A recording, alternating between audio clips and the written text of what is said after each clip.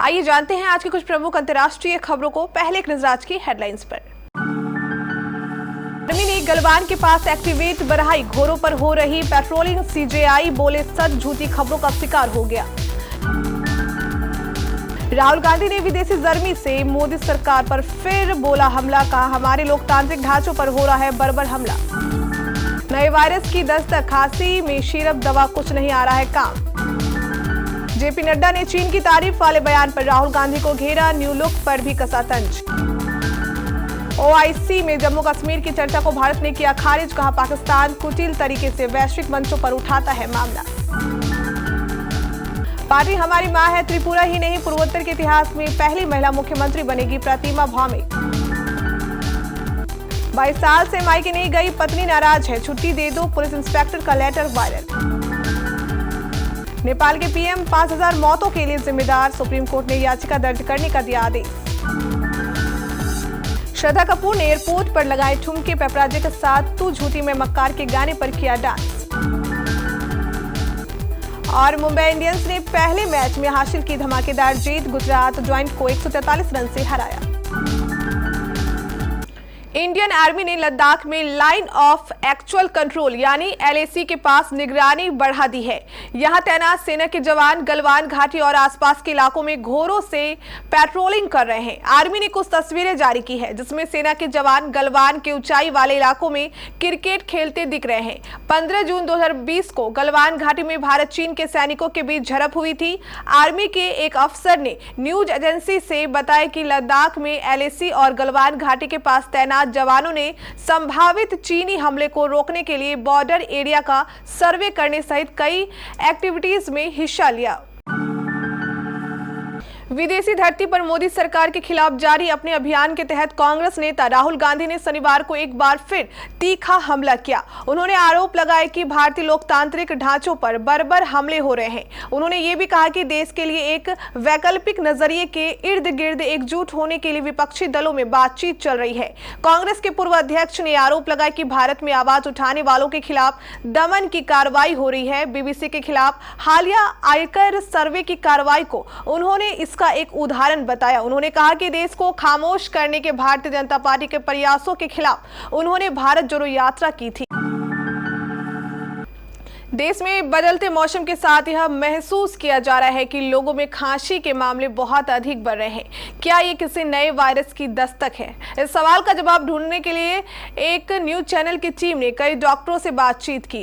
इस बीच आईसीएमआर ने भी इस पर गाइडलाइंस जारी की है। अपने सवाल के जवाब पाने के लिए सबसे पहले जयपुर के डॉक्टर गोविंद शरण शर्मा के पास डॉक्टर गोविंद शर्मा ने बताया कि आजकल देखा गया है कि खांसी के ऐसे मामले सामने आ रहे हैं कि लोग महीनों तक इस बीमारी से ठीक नहीं हो पा रहे हैं। डॉक्टर गोविंद ने बताया कि कोविड के बाद से ये तो देखने में आया है कि लोगों के खान पान में और उनकी सहन शक्ति में कमी आई है। इसके अलावा एक दूसरी वजह जो लोगों की सेहत पर फर्क डाल रही है ये है कि मौसम में लगातार बदलाव देखे जा रहे हैं। सुबह और शाम के समय तो मौसम ठंडा रहता है जबकि दिन में भयंकर गर्मी का मौसम महसूस किया जा रहा है। उत्तर पूर्व के 3 राज्यों में विधानसभा चुनाव के नतीजों के बाद बीजेपी अध्यक्ष जेपी नड्डा ने शनिवार को एक मीडिया कर्मी से बातचीत में बताया कि नड्डा से चुनावी रणनीति से लेकर कांग्रेस नेता राहुल गांधी के चीन की तारीफ करने के बयान पर भी प्रतिक्रिया दी।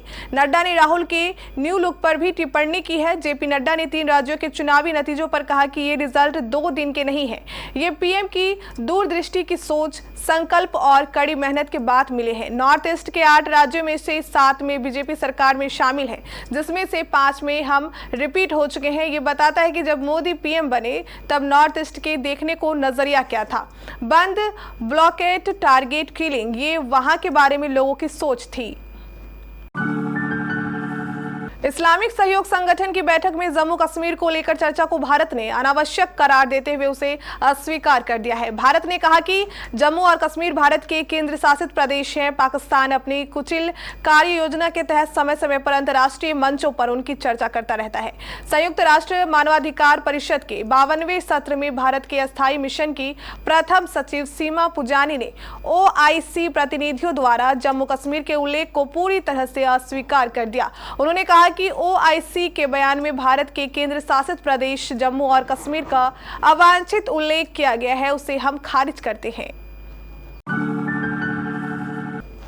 त्रिपुरा का सीएम कौन बनेगा, इसे लेकर सस्पेंस जारी है। केंद्र सरकार में सामाजिक न्याय और अधिकारिता राज्य मंत्री प्रतिमा भौमिक त्रिपुरा की पहली मुख्यमंत्री बन सकती है। दरअसल त्रिपुरा में बीजेपी ने 32 सीटें जीतकर एक बार फिर पूर्ण बहुमत से सरकार पक्की कर ली है। हालांकि सीएम पद पर अभी भी फैसला तय नहीं हुआ है। त्रिपुरा में बीजेपी ने जीत मौजूदा सीएम मानिक साहा के नेतृत्व में हासिल की है। हालांकि सियासी गलियारों में चर्चा है कि त्रिपुरा को इस बार पहली महिला मुख्यमंत्री मिल सकती है। सूत्रों के मुताबिक केंद्रीय अधिकारिता और सामाजिक न्याय राज्य मंत्री प्रतिमा भौमिक का नाम मुख्यमंत्री रेस में सबसे आगे है। पुलिस इंस्पेक्टर पति की नौकरी के चलते शादी के 22 साल बीत जाने पर पत्नी होली पर अपने मायके नहीं जा सकी।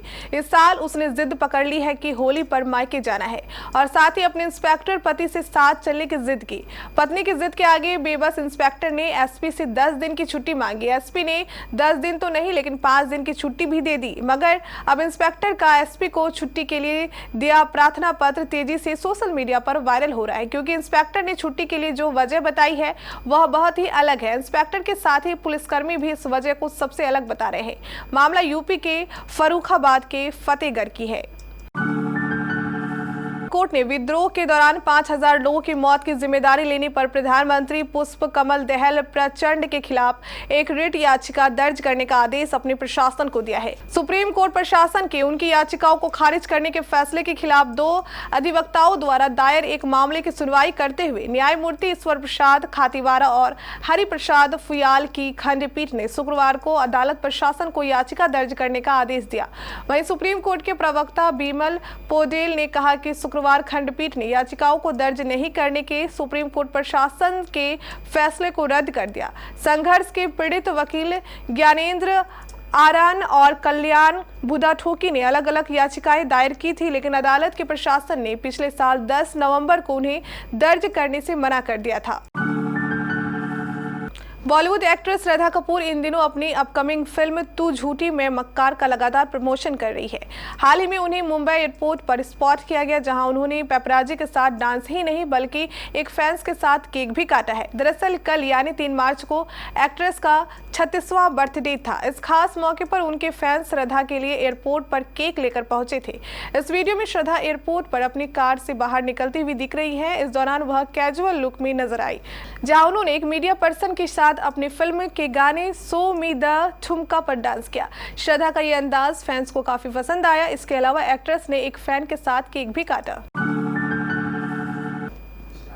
महिला प्रीमियर लीग के पहले सीजन का पहला मुकाबला मुंबई इंडियंस और गुजरात जॉइंट्स के बीच खेला गया। डीवाई पाटिल स्टेडियम में मुंबई की टीम धमाकेदार जीत हासिल की। उसने गुजरात जॉइंट को 143 रनों से हरा दिया। गुजरात ने टॉस जीतकर पहले गेंदबाजी का फैसला किया।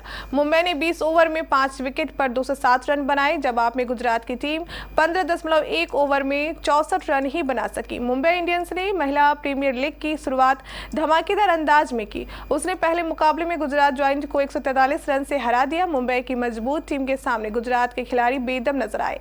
कप्तान हरमनप्रीत कौर के तूफानी अर्धशतक और साइका इसाक की कातिलाना गेंदबाजी ने टीम को जीत दिलाई।